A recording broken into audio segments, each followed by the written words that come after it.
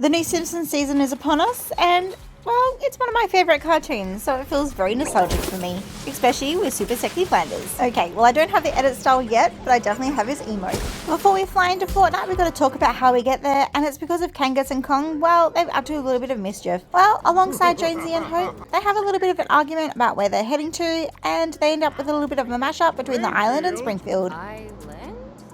Warning, multiple realities have merged in a cynical brand mashup. And we can't not mention how we get to the island, and yes, that's the battle bus. Battle Royale on my PC for great burps. Slam a slurp. Now, there's quite a few references here, and obviously we have the couch gag, but instead of it being on the couch, we have it on the Duff blimp? Well, okay, the red blimp is the only reference that they really have to Duff beer, but you will notice that it's Slurp. And who's in the window here? Well, it's Otto.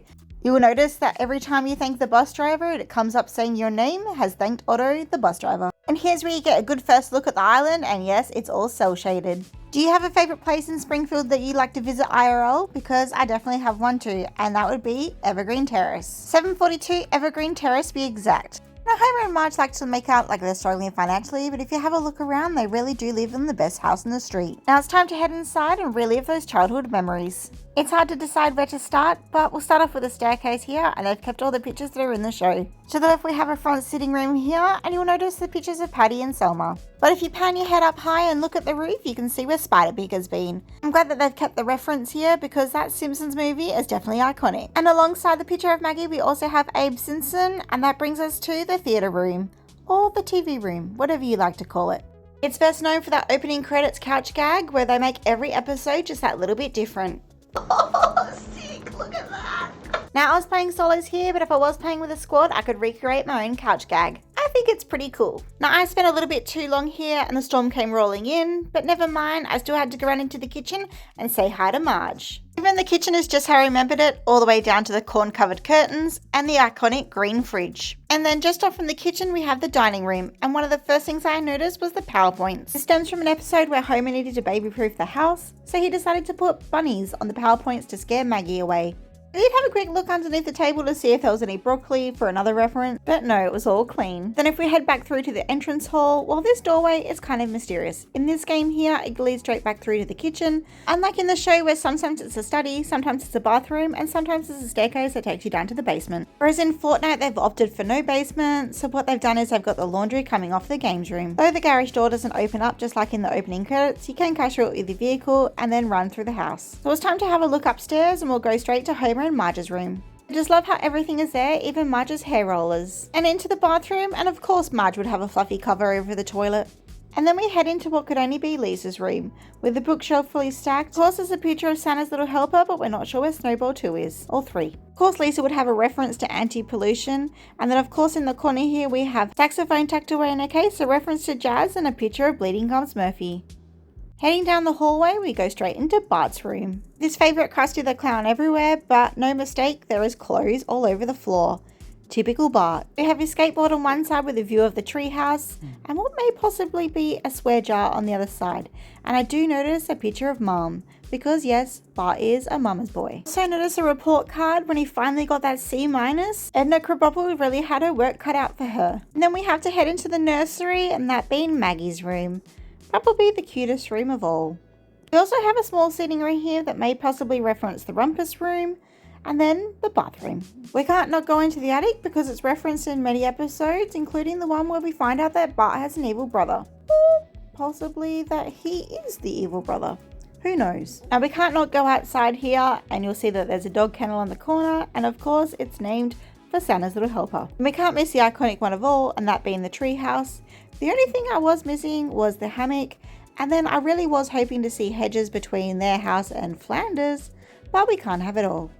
And then while we're here, we may as well go say hi to Flanders, and the first thing you'll notice when you walk through the door is a picture of Maud. Note the wreath on top of the door, I'm assuming that was for Maud, and then we have a picture of Ned and the kids, and then also Edna Krabappel. For those that do not know, many years after the death of his first wife, Ned finally did remarry Edna Krabappel, but unfortunately she died too. In the show there is a picture of Jesus on the pinup board, but I'm assuming to cater to a wider audience, Fortnite decided to remove it and keep it blank.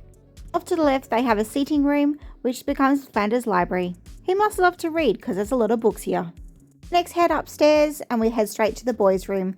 They do share a bedroom here because, well, Flanders' house is a little bit smaller than the Simpsons.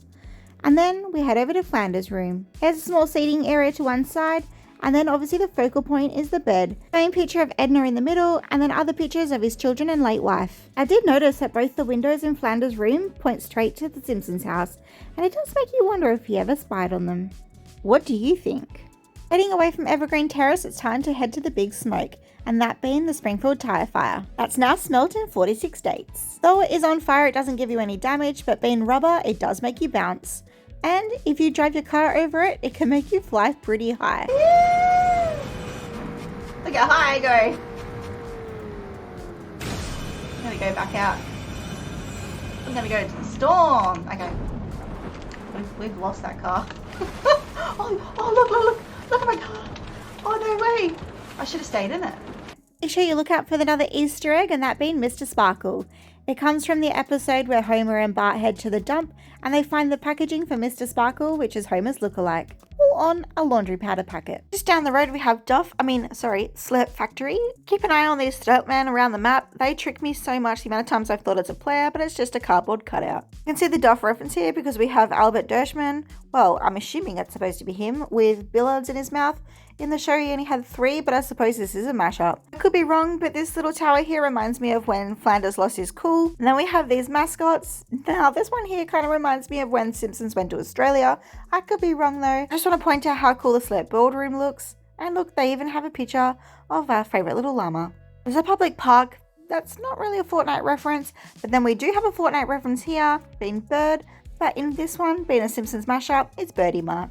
Heading over to the Donut District, we have Burns here avoiding death and taxes, and then we have a reference to possibly Simpsons Hit and Run, with the speed limit being infinity. And we can't miss the giant Landlord Donuts, because, well, it is pretty impressive.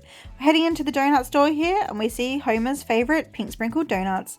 And I tell you what, they do look really good. But going back to that giant donut statue, did you know that if you hit it, it'll damage all the objects around you, and if you get it just right, you can also ride it. Plus, use it to eliminate players. Most of the buildings in Springfield are pretty mundane, but we do have a little art gallery here that is references to the Springfield Founding Fathers, a club, and obviously more donuts. And then McBain, which is the Simpsons TV celebrity, which is quite fitting because he's in front of a TV store. Over the seasons, you'll notice that the Simpsons TV changes alongside with technology, and this is kind of all the little models that they've had. In a Fortnite and Simpsons mashup here, I do wonder if they ever bring in the Canyonero. Being in Donut Land, well, we have to have the police station because Chief Wiggum, well, we all know, he's full of junk food and especially donuts. And here we have some pictures of Fat Tony and Sideshow Bob. I do wonder if they'll end up in the item shop. And of course, Wiggum would have pictures of his kid Ralph, and typical Ralph, he's picking his nose. Head into Chief Wiggum's, and I'm pretty sure this is not anti-smoke, I'm pretty sure this is anti-broccoli.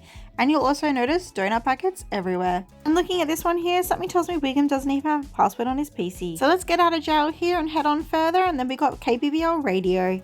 Just like other seasons, the radio tower here is to forecast the storm. Just over further, we have a storage unit, and it may reference when Sideshow Bob was living in a storage unit. Travelling around the island, it really does feel like Fortnite, but obviously cel-shaded. Head into the Springfield Squidport. Don't forget to check out these caricatures, it's very Matt Groening's.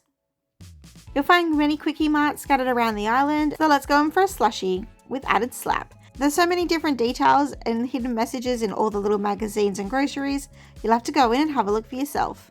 We have a clothing retailer with Homer's favourite Moo, and of course, the Krusty Burger. You'll notice that if you head into Krusty Burger, you can pick up Krusty Burgers to go, but if you purchase it from anywhere else, it's called a steamed ham. We can't not go into the Noiseland arcade, and of course we have references to the Bone Storm game, but also Fortnite, but this one, it's called Half Month. And not much further down the road by the 33-cent store, we have Skinner's house. And how do you know it's Skinner's house? With a steaming oven, the steamed hams on the table here instead of Krusty Burger, and then 2 beds in the upper bedroom because he lives with his mom. If you head into the 33-cent store, you'll notice it says Cool Ranch Soda instead of Slurp. Next up, we have Corruption Corners, and guess what? There is Durburger here too, and it's practically the same as what the OG one looked like. And the focal point of Corruption Corners is Springfield Town Hall. Why is it the Corruption Corners? Well, Matt Quimby, mate. You have a chance to stand at the podium here and say your piece, or you could just smash everything up because it is a quest. There's also a red button here that helps you release the hounds. And here we have the 3-eyed flopper, and yes, it's in the game. Just like the many garden rates that you'll see scattered around, yes, you can get a full-on Sideshow Bob experience. And we also have a small nightclub here, which very much be the one that Homer went to, where he said, "Enjoy your death trap, ladies." Being a Fortnite mashup, well, we don't have a little go-kart track here, but it is a racetrack for lawnmowers. Heading up further to the next POI, we have Burns' house, or manor, should I say. It's extremely large with bedrooms everywhere, but I recommend to head straight to the left and that'll take you straight into Burns' office. And of course, a button here to release the hounds. There's plenty of canvases around referencing part of Burns' family, but the only thing for Smithers is a pull rope to demand him for service. The POI of Burns' Manor is pretty impressive, and I recommend to walk around because it would have taken them a while to put it all together. Close by we have Lake Springfield with a reference to the movie of no dumping in the lake. I do wonder if Burns got that memo though, with the PowerPoint being right there. There's quite a few references to the opening credits, like Employer of the Month being Burns. And whatever this thing is, well, it's the only work I ever saw Homer do. Heading over to the plant itself, we have to go check out Sector 7G. Following a trail of Homer's donuts to take us to the control tunnel, and there is a quest here. Keep an eye out for different posters around the map because it tells you what sequence it is, but it doesn't always work, I have found. But there's only a combination of 3, so you should be able to work it out easy. Here you may also run into Homer Simpson, and if you dress as Flanders, he'll call you Stupid Flanders. Just like the OG Steamy Stacks, you can also use his chimneys to fly away, and if the enemies are on your tail, you can also fly over to Burns' office because you can push the red button to release the hounds. But be careful of the trapdoor, because if you fall in there, well, you're an easy target for an enemy. Just over the other side of the lake, we head to the crustiest place on earth, Camp Krusty. With Krusty Brand imitation gruel and a POI that looks like it's falling apart, you can also raise the flag. You may notice when you go to raise the flag, it actually goes down first. And that's based on the episode where the kids were stuck at Camp Krusty and they did a mutiny. They took down the Camp Krusty flag and raised Camp Bart. Here you can eat fish sticks, well that's if you want to anyway, and then you may also notice Stabos, itchy and scratchy branded cereal. Camp Krusty is next to a huge cliff, and you don't want to walk around, they do have a cave, discovered by Carl's dad. And that leads us to the perfect spot, and that is the Springfield Gorge, with this perfectly placed vehicle. Now I'm really hoping that they end up putting skateboards in the game, so we can jump the gorge just like Bart, or stuff it up like Homer did. And the next POI, we have Cletus's Corn Hole. I'm not really sure why they call it that because there's no corn growing, except for tomatoes. Well, it's not really, it is actually just tomatoes based on the game. It's a reference from when Homer took over his dad's old farm. Didn't get the crops to grow, so he got the bright idea of taking some of the nuclear power from the power plant. It made the tobacco crossbreed with the tomatoes and create tobacco. And that made some very addictive crops. Also noticed some dead horses and an upside down tractor, and it just became a bit of a running joke in the show. Now it seems like I've been over so many different POIs, but there's one I haven't been over at all, and that being Town Square. Smack bang in the middle we have the statue of Jebediah Springfield, and if you cut the head off, or knock it off, just like Bart did in the first season, you can wear it and then you'll be immune to headshots. Next up, the Quickie Mart. And where is Apu? There's quite a few iconic pieces, but of course the slushy machine. But if you drink too much, don't bother asking for a bathroom. Oh yeah, and the milk, you can't return it because you can't put it back in the cow. Keep an eye out for all that Simpsons branded merch, and then we can head over to the Android's dungeon. There's plenty of different references like Everyman, and even the collectible cards. There's plenty of them from when they took the Mickey out of Star Wars, before Disney even owned the show. And here we finally get a reference to Millhouse, where they've been banned for life, alongside Nelson's Sideshow Bob, and I'm pretty sure that's supposed to be Matt Groening's. Next up we have the Aztec Theatre, where it's a mashup when brands collide. There's some pretty cool posters around, but to be honest with you, you're not really missing much. And here we have the Springfield Courthouse, where there's justice for most. We have another Krusty Burger. I did check that Ribwich is not on the menu, and then we're off to King Toot's music store, and this is where Homer brought Lisa's saxophone. Then we have to make sure that we head to Moe's. For the Fortnite mashup, it's Slurp on the menu. Do keep an eye on the telephone that might ring because it's Bart calling for another prank call. We have the love tester in the corner here with Larry's urn. Larry was a regular at Moe's, but he recently passed away. When in Moe's, check out some of the different pictures on the wall because it references different episodes from the show. And there you go, that's the Simpsons mashed up with Fortnite. Let me know if you have a favourite POI or if there's any references that I missed. Anyway, I hope you enjoyed and I'll see you on the island.